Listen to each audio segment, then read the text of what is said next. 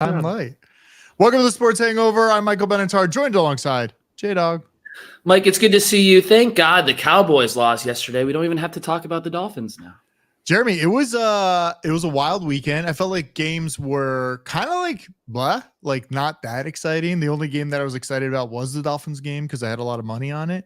But we got to talk about it. I don't know if you want to talk about it first or you want to talk about it last. Where do you want to start? Because there's a lot of good games to talk about. Let's talk about two of the biggest disappointments of the weekend. We already mentioned them. It's the Cowboys and the Dolphins. It's McCarthy and McDaniel. It's Tua and Dak. What happened to these two franchises? And do we need to make changes for both? Do you lump them all in the same category, or is one worse than the other? I think one is worse. And I'm going to say I think the worst one is Dallas. I don't think you guys are as worse off. You guys played in very, very cold weather. Cold. Let's start with Miami. I think Miami, it was cold. There's a lot of stats out there for Tua playing against 500-plus teams. And a lot of stats on cold weather teams. He's not good against either one. Yeah, not good at all. But I don't think you need to fire McDaniels. I don't think you need to move on from Tua, but you could if you wanted to.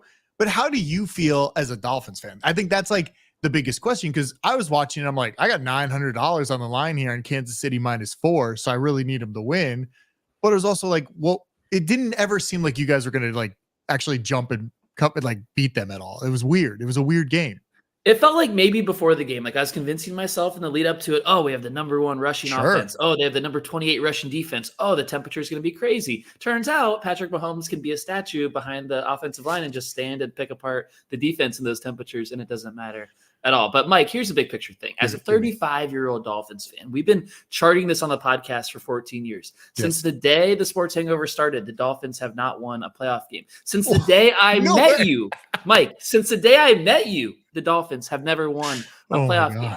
Their last playoff win was in 2000. Now, when someone's born in 1988, that means I was 12 years old for the last Dolphins playoff win. My bar mitzvah was more recent than the Dolphins' last playoff win. It's been that bad for me as a Dolphins fan. So the idea of expectations, expecting we're going to go against the Super Bowl champs, Mahomes, -30, that was never going to happen in any wildest dreams. The only chance we ever had was in that one scenario. If the Steelers had won and the Dolphins had won and they both played each other in the playoffs, we could have beat the Steelers, won a playoff game, broken the drought. That didn't happen. So I'm not upset about it. I'm actually kind of happy the way they lost to transition to that. So last year, they played the Bills in the playoffs. So hear me out on this. See if you agree. They played the Bills in the playoffs. They lost 34-31. It was a shootout. The offense cooked. So what did they do this year? They leaned into the offense of last year. This time, Tua's healthy. He's in the situation in cold weather, and he scores 7 points for his team on a terribly underthrown bomb to Tyreek that could have been intercepted or not caught at all. And they could have been shut out if that simply happens. And so I'm kind of optimistic that they got blown out, because now they're going to take a better look at the offense in the offseason. When you have to go up against Buffalo, Baltimore, Kansas City, maybe whatever they built in that little lab in Miami that works in perfect weather doesn't really work in January in the playoffs. So two things. Does it make sense to reevaluate? Are we saying the wide receivers, maybe get a big guy, a possession guy that can catch the ball? But the second thing is, why didn't they just keep throwing to Tyreek wide open down the field? I was like, oh, they just did that. Why are they not continuing the exact same play where that guy can outrun anybody back there? I was like, Dolphins figured it out. I got really nervous after that play, after you guys scored the first time. I was like, oh shit, this is it. They figured it out. They figured out the weakness in Kansas City, and they didn't do it. And that surprised me a little bit. And it almost made me feel like McDaniels, was he trying too hard to play this mind game and play these weird things? Or did they just not have the right game plan? Because it seemed like they were just trying to make Tua not make mistakes, but then they gave him that one shot and then never again. And we thought they could run the ball really well, right? You have A-Chain, you have what's his name, Mostert, but nothing worked. I don't know. It was so confusing to me when I was watching. I think it was surprising that it was so easy to throw the ball. Apparently, there's a quote going around from Brady and Belichick, and we're going to talk about Belichick and all the goats that are leaving the sport coming up in the podcast. There's a quote that they played in this famous ice bowl, and they knew that they'd be able to pass the ball really well in the ice bowl because the defensive edge rushers could not get any traction in the ground to rush the passer. And it's very clear to me the Chiefs came out throwing the ball, wide passes, wide formations, deep balls, and they were ready to throw the ball. The Dolphins never were. And I know that Tyreek deep ball worked. Tua also had a lot of misses, like short misses in the game, like on screen passes around the line of scrimmage. I think he was so affected by the weather that there's no way you can throw it deep and make it work if he can't even throw it short and make it work. There's one scenario, Mike, where first half, they're still in the game. They're down like 6 or 3 points at the time. 3rd and 2, they throw the ball short, incomplete. 4th and 2, they throw the ball short. Again, it's incomplete. If Tua can't complete one of 2 passes for 2 yards, just leave at halftime. Like, just get out of here. So it's just very disappointing. I'm glad we didn't make the trip. We talked about it Friday night. We're like, oh, let's just go up there. We'll go to the game. I'm glad we didn't go. The tickets were down to $35. It would have been miserable. I told you there's no way we had enough clothes to even wear. Like in your whole closet, there wasn't enough. No, we would need to be in a box with Taylor Swift or something because it looked pretty cozy up there. I mean, she had the window open. Give her credit. I was surprised the window was open at all. At one point, some of the memes, she's like looking through the glass, of like the frozen box. I thought she was going to stay like that the whole game, just like peeking through at all of Travis Kelce's drops. Like, but that's what she's watching at this point. She's not watching touchdowns. Like last year, the surest bet in the world was a Travis Kelce anytime touchdown, and now the surest bet in the world is a anytime Travis Kelce drop for sure. Yeah, he was not good. It was weird. It looks like the last years of Gronk, where he was like, he's a big guy, he can move around, but he's having a little trouble doing it, and that's where Kelce is. But maybe a little distracted. Gronk, I think at one point on Saturday, I saw 3 consecutive commercials with Gronk, like 1, 2, 3 in a row. Like Gronk too busy recording, Kelce too busy with T Swift. This is what happens. I know. Before we move on to the Cowboys, which we're going to move on in a second, where do the Dolphins go from here in your mind? Tua's on a 1-year deal. He does not have a long-term extension. They might need to give him a longer deal to get his cap number down, add more players around him. What would you do as a little bit of an outsider with the Dolphins heading into the offseason? So is Tua done this year or done next year at the end of next year? He's got 1 more year. Next year, it's a 5th-year option. So it's like the option on his rookie deal. He'll get $23 million, but nothing after that. I mean, if I was the Dolphins, I would definitely take a look at him. I know Mike McDaniels loves him. There are a lot of quarterbacks coming out in this draft. I bet a lot of players or a lot of teams would love to have Tua. It would be a very fun scenario to trade. It's like, in Madden, that's what I would do. I'd be like, oh, Tua's not the guy. I got to trade him away. But there is emotional attachment to Tua. I feel like Mike McDaniels and Tua are very connected. They seem like really good friends. But yeah, I would see, what could I get for Tua? Could I trade him away and get one of those top 3 picks and get a new quarterback in and see what we could do? Or do you try to trade him away and just like swap him with another quarterback and see what you could do? Because there's a lot of head coaches being swapped, and we'll talk about that in a little bit, but like Chargers are getting a new head coach. I mean, it's just a very weird scenario right now. And I feel like it's a fun time because I feel like this offseason is going to be kind of wild. So I'm excited to see what happens. But yeah, I would try to trade him. I would try to move on too. And that's crazy because he played so well. He led the league in passing yards. Like in week 8, they threw like 70 points in the Broncos and people said McDaniel reinvented the NFL. And here we are on January 15th having the same discussion we always have about the Dolphins, still having not won a playoff game since 2000, the longest drought. The Lions won last night. The Texans won on Saturday. The Dolphins have the longest drought of 20 years. The last thing on this is we cannot build an offense in the lab in Miami and expect to win a Super Bowl with it because you're not good enough to get home field throughout the playoffs. You have to go on the road. And the difference in going on the road in the AFC versus going on the road in the NFC, Mike, it's so different. Look at the top 3 seeds in both conferences. In the AFC, it's go to Baltimore, go to Buffalo, go to Kansas City. Those are 3 treacherous places. In the NFC, go to San Francisco, beautiful weather. Go to Dallas. I know they're out, but it would have been a dome. Go to Detroit. It's a dome. The Rams are in a dome. Like the NFC is like insulated. If you're going to build this South Beach offense, go join the NFC and have it cook in the domes. Yeah, it is crazy because I was thinking about it. I'm like, I saw a video of Buffalo. They're like building a new stadium and they don't want to have a roof on it. They're like, no, we want to play in the elements. And when you're building like a multi-billion-dollar stadium, I feel like you want a roof on it or at least retractable. But it is weird that you almost in a way as a football fan, you don't want to have it. You want those elements, but also as a fan, you're like, well, it'd be nice if it was like nice and toasty while I was watching the game. But Yeah, the AFC is a little different for you guys. Could get Speaking cold. of Buffalo, so they're building a new stadium at some point, and Yes. it's also going to be outside open air, just Yes. like this one is. Yeah. Yet we still wouldn't have had a playoff game on Sunday because you still can't drive apparently to a game in a snow blizzard condition. So maybe they should cover it up. But also, we're talking in the past tense. I know this Bills-Steelers game happened for most people. The field looked great. I don't think the field was an issue for the game. No, yeah. I mean, we're recording like what, 30 minutes, hour before kickoff for the Steelers Bills game. And there's like pictures now. It's like nice and sunny. It's like the seats are a little like snow covered, but the field is perfectly clear and it looks great. And unfortunately, I started betting unders on a lot of the I bet under on quarterbacks, under on passing, everything. And now it's all going to be ruined. So that's interesting. You made those bets before the game was moved off of Sunday. Should the DraftKings, should the sports books not void these bets once a game time is moved more than 24 hours? I think it's great for the sports books. I don't think they can do anything because the game is still being played. I think the only rule is like if the game is not played, I think the bets are voided. But you made those bets based on the game time temperatures on Sunday, not on Monday. Yeah. Well, I was also hoping like, Monday could still be snowing. They could still work. So there's a conspiracy, Mike, by the way, that Vegas called in the time change because the under was getting hammered so hard and the conditions were going to be so bad that Vegas can call Raj on the bat phone and just say, "Hey, we're getting hammered here. Take us to Monday, smooth conditions. Let Josh air it out. Get that over." So I think a sure bet is an over now that the field looks good. Anyway, yeah. Real quick, how did you do in the gambling pool? I don't know. I know it's not over yet, but did you do well like in overall bets this weekend on our little family gambling pool? No, I didn't. Oh, great. Cool. Yeah, I did. I lost everyone, actually. Okay. Every bet I lost, including my Cowboys futures bet, which is a great transition into this man behind me, Jerry Jones, the saddest man in America. The richest, saddest man in America is Jerry Jones at this time. And it might not change for a long time because I don't know if it's going to get better. Cowboys embarrassed, Mike? Embarrassed by the Packers? Can I give you a stat? Mike McCarthy with the Cowboys versus a 500 team or worse is 28-13 against the spread. Versus a 500 team or better, he is 9-17 against the spread.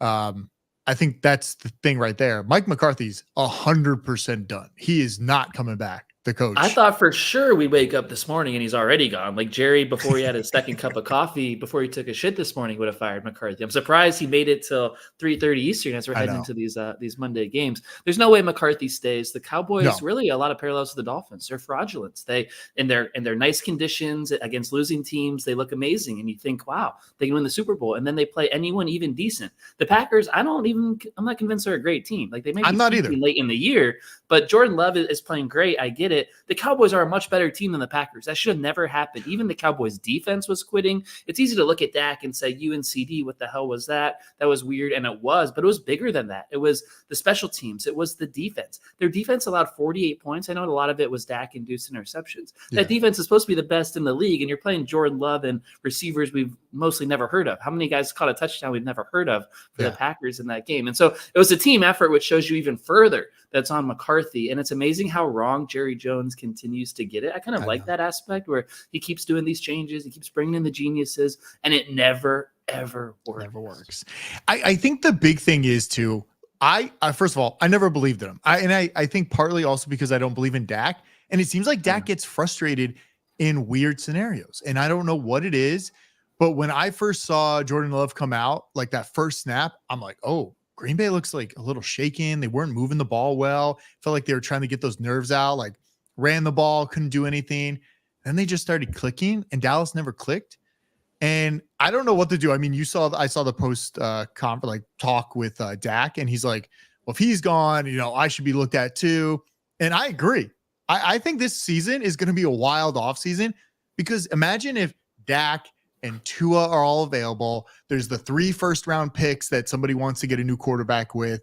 There's new coaches coming in. The Bears might make Caleb Williams available if they choose to stick with Fields. That hasn't been decided yet. There's all these rookie quarterbacks coming out. There's Kirk Cousins. There's Russell Wilson. You're right. The quarterback carousel plus the coaching carousel, the combination is going to be unprecedented. And it's the guys with the most on the line, like Jerry Jones, who are going to be the most aggressive, you would think. And so like this natural question, right? Belichick to Dallas is the first thought. I mean, I was going to play bullshit or believe, but I don't even think we have to. All right. We could play it. Bullshit or believe time. Bullshit or believe time. Bullshit or believe. I'm going to have a few of them for bullshit or believe. Okay. We can get into it and then touch on some of the other games that happened yesterday because we still don't have a full lineup for this upcoming week. We only have like hypothetical games.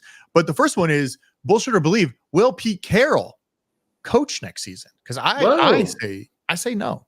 I'm gonna go. You say bullshit. You say bullshit. The way they're keeping him, first of all, surprised he's not returning, and it seemed like they're making it a mutual decision. I'm sure Pete Carroll wanted to return with Seattle. He was saying it seemed like it was guys that don't know football. At least that was a quote that came out, right? It was guys that aren't part of the football decision making made this decision. So I'm guessing. So the ownership, and we saw that with the Titans too. The owners are getting a little frisky with their good coaches. Titans, same thing with Vrabel. It's going to be hard to be better than that. Maybe Vrabel goes to Seattle. Pete Carroll staying in the Seahawks front office to help with the coaching search, I think indicates he will not coach again. The one to look out for is, I'm jumping around a little bit, but Harbaugh and the Chargers. That is going to happen. I'm like 99% on that. But if it doesn't happen for whatever reason, because I know Harbaugh loves Herbert, I know Harbaugh will be punished by the NCAA, and it's ironic because Pete Carroll did this at USC in the Reggie Bush days. He was heavily penalized, losing sanctions, losing scholarships. So he said, I'll go to the NFL, no problem at all. I'll just bounce out of here and go win a Super Bowl. And I feel like Harbaugh is going to bounce out of Michigan and go win a Super Bowl with Justin Herbert and the Chargers. If that doesn't happen, though, Pete Carroll's perfect for the Chargers. I think he would galvanize the fan base. He'd be a happy guy living in LA. We're all in a great mood around here. Come back to LA. So I'm supporting Pete for the Chargers if it's not Harbaugh. I also think it is interesting because I don't know how you select a guy that hasn't been a head coach, right? So you're going like offensive coordinator, defensive coordinator, one of those guys. But I also think when it's a big franchise and you're in LA and you're competing with a lot of people, LA is going to be a hard one to fill because you want somebody that's going to draw fans because there's a brand new stadium that a lot of people just don't go to for Charger games. They go for the away team that comes and visits there's no Charger fans there. So yeah, I don't know. I mean, Pete would be awesome coming back to LA. I think that would be great, but I think as you get that old, it's like, what's the drive? And that's another thing. Like my next bullshit or believe is Belichick going to be a Falcon or a Cowboy next season? I feel like those are the two. And you saw reports, Falcons could be kind of the top choice, which I also find very, very weird for Belichick to go to the Atlanta Falcons. Doesn't make sense. I don't think it's going to be easy to win with the Falcons for anyone, even if you got a quarterback in there. Because, like, who's it going to be? It's going to be Russell Wilson, who still has, like, question marks around it. They don't have a high first-round pick to get one of the best guys. So the Falcons, to me, are tarnished. Their defense isn't good. They have the playmakers on offense. Belichick, to me, the pull for the Falcons would be the stable ownership with Arthur Blank to write him a fat check. I don't know why Belichick would need money at this point, but maybe he's chasing some money. You're right. I think it is Falcons or Cowboys. But back to Jerry. Jerry has to go for a huge monster name because it hasn't worked previously without these guys. And I think Belichick, like, this is his last chance before death. Like, Jerry, he's behind my shoulder here. He's on death's door. He's definitely on death's door. Yeah. And he only has a few more Super Bowl chances here, more Super Bowl runs. And I think, to your point, Dak should be looked at too. Absolutely. And maybe it's an aggressive trade for a draft pick or for another struggling quarterback in a similar situation. They're all across the league. But I think I think McCarthy's 100% out and then Dak's probably 50% out. And then we figure out that next piece. Jeremy, before we go to the next bullshit or believe, I want to just mention Magic Mind. So we also have another code out there. So if you go to magicmind.com/JanTSH, you not only get a discount on the subscription, but you get an additional discount if you type in the sports hangover, which equals up to almost 70% off your first order. So if you go there, we love Magic Mind, helps us be productive. Look, it's an off day, Jeremy. We're on a holiday right now. And you, I think, are only awake because of Magic Mind on this day. You were up late last night watching football with our mutual friend. And today is a rough day for you, but not anymore. I told you Magic Mind is perfect for Monday mornings. It's perfect for all mornings because it really helps that with that cup of coffee. It keeps you stable, doesn't give you the jitters, but it brings the focus of a Monday morning. I was cranking out my notes for the podcast. Clearly, I've dumped them all out so far with you. And it's just a great thing to have every day, really. It doesn't have to be Mondays either. That's great. I just did this morning. I took my Magic Mind and I got this machine. It's called the Ninja Creamy. and I made a frozen Magic Mind creamy, like it makes it into ice cream. It was so good. It's like, I don't know if you know what a Okay. creamy is, but it's a lot of fun. I do. Is this approved use of a Magic Mind? Are we okay with this? Well, I put it in there and I made like a little ice cream protein Magic Mind shake. Wow. And it Sounds was great. It was so Yeah. good. I was It so always excited. tastes really good. I love the taste. I love the feeling. And I know it's in Sprouts. It's available in Sprouts if you want It to is. test it out. But you go to magicmind.com/JANTSH/JAN for a little freebie, right? And also add in the Sports Hangover for an additional discount on your order. Wow. I know it's a lot. But yeah, by the way, the creamy, you got to get the creamy. I was amazed by it. I got it this weekend and it was absolutely amazing. I thought it was a gimmick. It's not a gimmick. It makes some great stuff. So also get a creamy if you want to have good protein shakes with a little energy. All right. The last bullshit or believe here. I have, will Nick Saban be coming to the NFL? This man retired. I'm guessing around the same age as Belichick. This was like my dream scenario, bullshit or believe. Will Belichick and Saban reunite as a team to come to a team and be offensive and head coach on a team? Because imagine that. They like hang out with each other. Well, they're both one thing I would say is they're both defensive guys, and they both don't know how offenses work, which is amazing. They've been as successful as they have throughout their careers because Belichick has proven the last 4 years he doesn't know how offense works in the NFL. The only way I like the idea of Mike, the only way I can see them together, working together, which they did for the Cleveland Browns in like 1990. You're aware of that. And that's where they first met. That's currently a legendary coaching room, 1990 Browns. Who knew? Sounds great, yeah. Dark and depressing in Cleveland pre-internet days. They were just coaching away there. But I think Dallas is one place where if they matched up, that would make the most sense. If Bill brought him in as like Belichick one and then assistant head coach / D coordinator for Saban, that would work. I think it's more likely Saban goes to the College Game Day, like goes on TV. Lee Corso's 88 years old. If I would have had that my Sportstradamus predictions that he would have gone to replace Lee Corso on College Game Day. Do you like Saban on TV? Like, has it been? Is he exciting, or is it just the name that can? Like, I'm guessing yes, it's probably easier. You'll probably make what $70 million or more going to an ESPN Game Day morning show and doing that instead of coaching. But if you like these guys have this like coaching blood in them, like I don't see Belichick taking the easy way out and just going to TV. And if you like these TV jobs, they don't last long. Like the only guy that I feel like's really lasted the longest is Michael Strahan on Good Morning America, which was, I thought, the weirdest thing at first, but now he's just been there.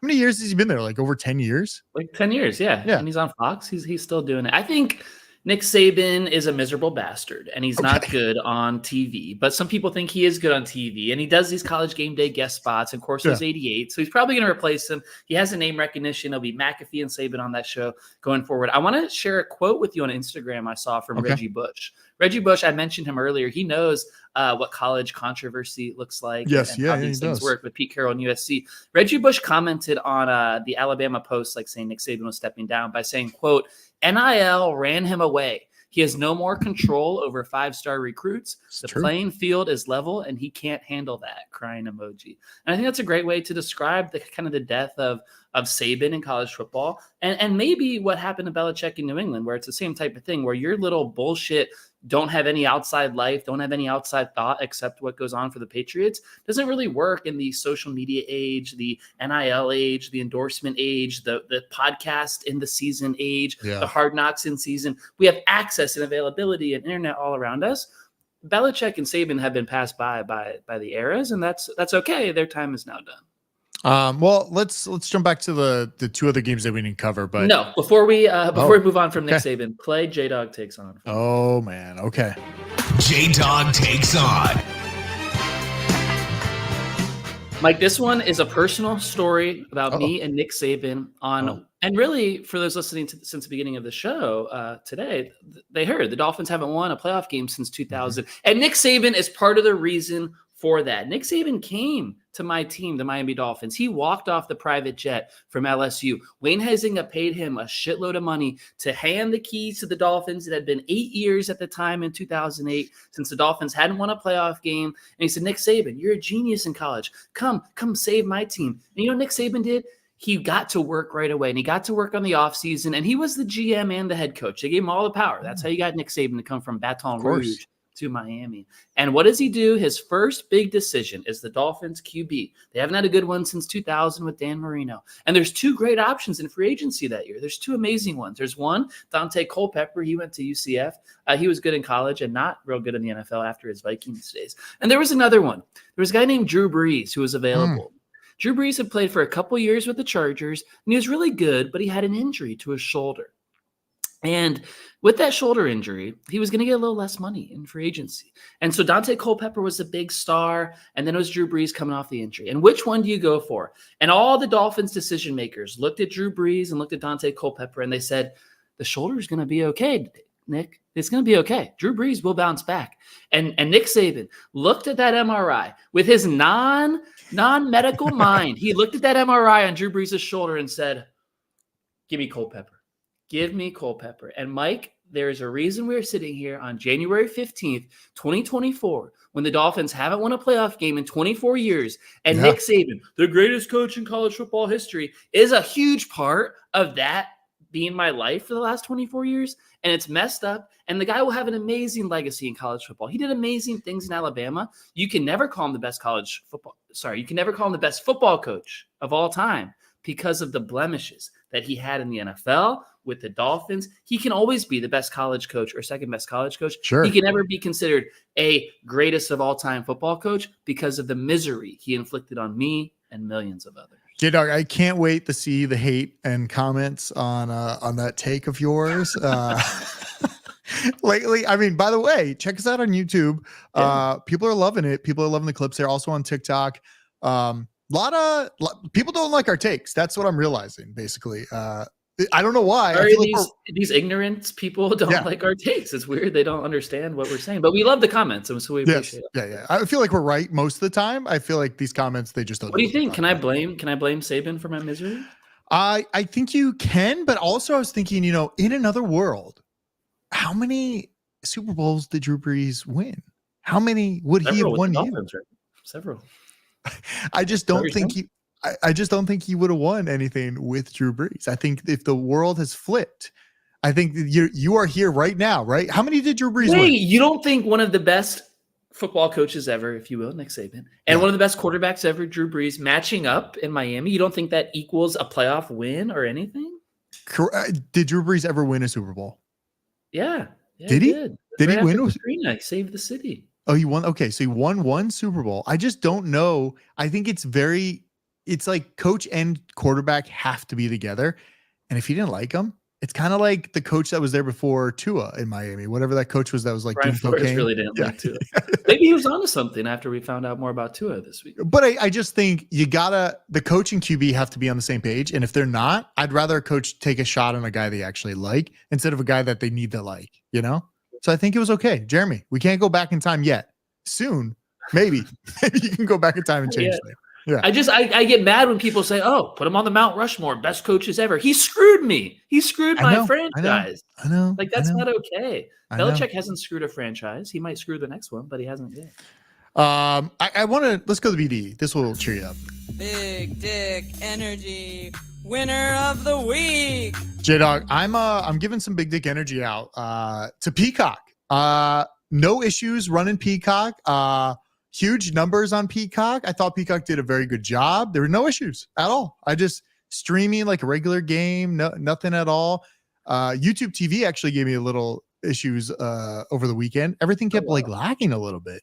Little lags here and there, but Peacock streaming strong. I'm going to give it to Peacock. I thought a lot of hate on the internet, which I also. Hate. So that's like my whole thing was like hate it if it doesn't work, but don't hate it beforehand. Like you don't know if it's going to work. You don't know if it's a good experience. Well, there was a lot of hate because I feel like everybody was like strong arm into paying for another service to watch. It was like game day. It was like, okay, Thursday night, got to pay for Amazon Prime. But I feel like most people already had Amazon. Who should actually blame the brunt of that hate? Would it be the NFL who made the deal?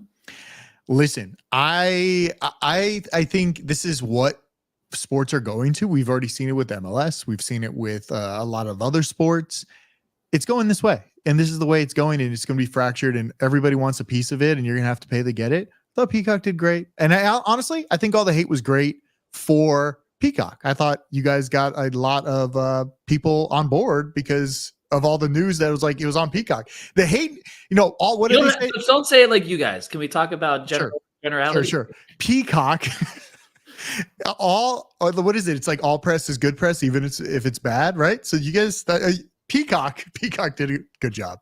Very good. I agree with you. They did. And I also thought in the press release, something that was interesting was it was the biggest day of internet usage in American history. Really? And I think when you stream a game, because so many people are normally watching on cable, that might be 15, 20 million on cable who are not on the internet. Now you move 15 to 20 million people onto a streaming game for 3 hours or more. That was one of the highlights because Comcast is an internet company. They have that data, the biggest internet day usage ever. And you're right. It's only going to continue. It went well. It was a Chiefs game. The viewership numbers were high. The stream went off well. So I agree. It's going to happen more and more. And next time it might be $12 for people, whatever streaming service it's on. So they should be happy about the $5.99 offer. Are the numbers public? Do we know what the numbers were for the weekend? I'm sure you could look them up somewhere. Okay. I don't know any. I'll look myself. them up somewhere. Yeah. But I was just trying to think, do you know what are the numbers usually for Super Bowl? Like how many people tune in the Super Bowl? Like 20, 30 million? 100 million, right? 100 million? Big one. Yeah. Cause like most NFL windows are 15 to 25 or 30 mil. Maybe playoffs will get up to 40 mil. And then Super Bowl, I think, goes to around 100. I'm looking it up right now. We'll find out at the Super Bowl party at your house. Oh yeah. Super Bowl 115. That's a lot of people. Imagine if they stream all that. Yeah, Super Bowl at my house. I can see that one day where the Super Bowl is on a streaming service and you have to pay. I can see that in the next five-ish. I can see that too. Yeah. I have two more things. Well, it's not football related, but Tiger Woods officially done with Nike. We talked about this at the beginning. Scandal of the year. City, hit the music. Oh, okay. Where is it? There it is. Time to dig up the dirtiest stories around the sport world in this week's Scandal City. This is a scandal. Okay. What's the scandal? It's Tiger Woods. You're saying it. Well, I was saying he's done with Nike. We talked about this 3 weeks ago. And then there was like a weird post by Topgolf, right? Like giving stats of a player that was going to come. And like they basically listed Tiger Woods' resume. But Topgolf? Topgolf. Like the place in El Segundo? Topgolf, like I don't know who the parent company of Topgolf is, but it seemed like there was a partnership coming or maybe coming. Do we know where Tiger Woods is going? I guess that's my question. Where is his new partnership? Because I feel like it's a lot of money coming his way. I had to hit the Scandal City because it's so scandalous that he's leaving Nike. He's been with the swoosh for so long. We're both wearing swooshes right now. I see it on your hat. You see it on my I got my Drake hat on. We're swoosh people. We're not Grayson people, as I found out a few weeks ago, which is where he might go. I have some of those shirts in there. We don't know where he's going. One thing we do know, Mike, is a month from now, in mid-February, he's back to competitive golf here in LA at the Palisades. I know you had to miss last year's event. I don't know if you want to go this year, but Tiger's going to play over in the Palisades. You know I love the Palisades. I know you love the Palisades. It's a great spot. And that might be exclusive reporting if we get out there and we see what he's rocking, what he's wearing, because that'll be when we all find out in mid-February in LA what he's wearing. I swear I saw a post that Tiger Woods was going to Topgolf. Like there was a thing about do they even have like a physical hitting bay place? I don't know that they. But is it maybe doesn't make clothes? They have a parent company. Yeah, but maybe it's a partnership. Something was out there with Tiger Woods and Topgolf, and it was like a Instagram message from Topgolf listing Tiger Woods' resume. So maybe there's a partnership coming.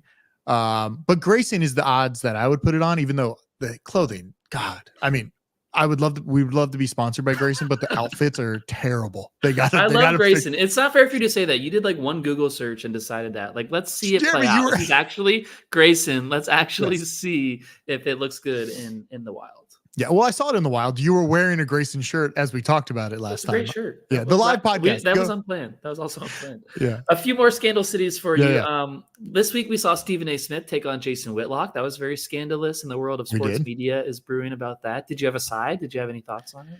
I didn't understand the beef, really. They were just like yelling at each other. Like, why is Stephen A in his bed all the time recording these things? Like, Stephen A's just in his like bed? What do you mean? I've seen like videos of Stephen A just like laughing in his bed about like the Cowboys. This man's that's always the Cowboys. But his YouTube show's not in bed. He's at a desk. No.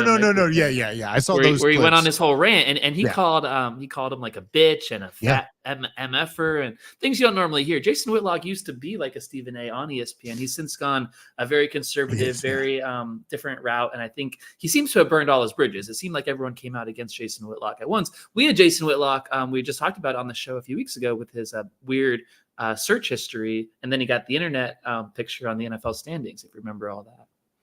It's just like, I don't understand the internet beef when these two are, it's like, Jeremy, imagine we had some beef with somebody on the internet. I feel like you're only leaning into it because you want ratings, right? You're only leaning in of like, hey, I want to do this because I know this will get views. I feel like Whitlock, he needed this. If in a way Stephen A helped him get more views, because we forgot about Whitlock. I think we actually mentioned him weeks before, and then randomly he just started appearing, but he needed this for his viewership.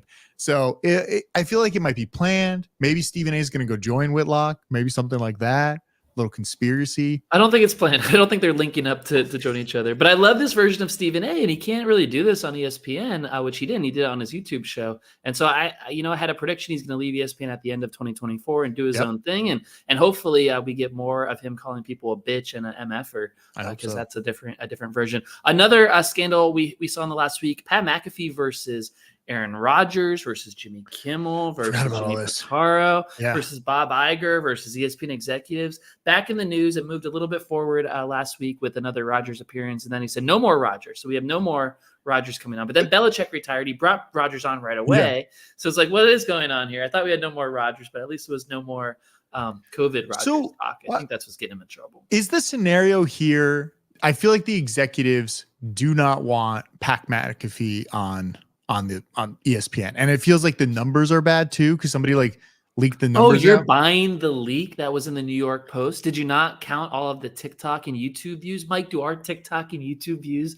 not get counted? They do count, but I am saysaying I'm just telling you, you're quoting something from a leak, and that's what McAfee got mad about, because it was an old school ESPN executive named Norby Williams, who only looks at Nielsen ratings, who doesn't look at digital metrics, and said this is losing to Cowherd, but he didn't count any of the digital metrics associated with it. Yes, I feel like digital wise, like he's definitely winning. He's on YouTube, he's everywhere. I mean, you can't miss him. Like literally anywhere you go, Pat McAfee's there. I think he's doing a great job. I mean, he's getting NHL in the news. He's getting a lot of people out there.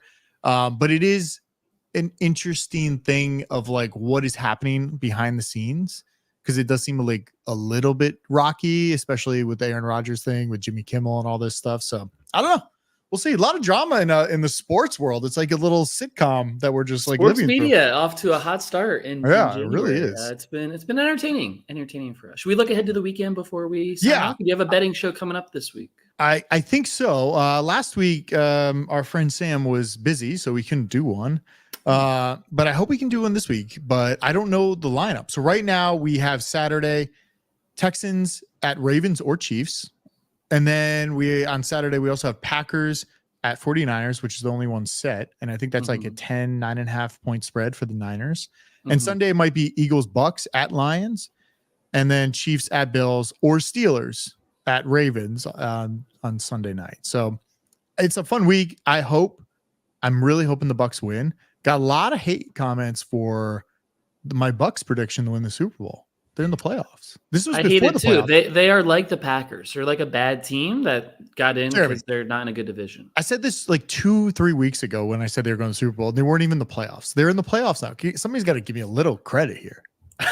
Give me a little credit. We'll see if the commenters give you a little credit on the Bucks. They might not get by the Eagles. I mean, there's no AJ Brown. Jalen Hurts can't throw, and the Eagles are a 3-point favorite. So how good are the Bucks really?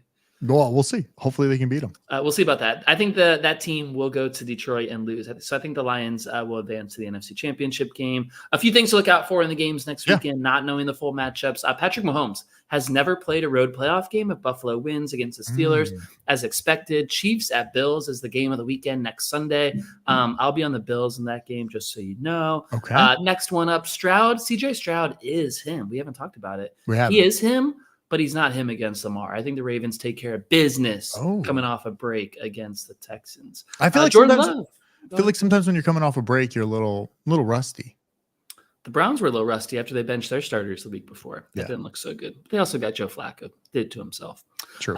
Jordan Love had a great rant on that earlier in the year. That should be doing numbers on the socials right now because I was so wrong about how bad Jordan Love was. So hopefully that gets resurfaced. And my last one for you is I saw enough last night to say it. The Detroit Lions are going to the Super Bowl. Wow. I have a ticket here for the Lions to win the Super Bowl.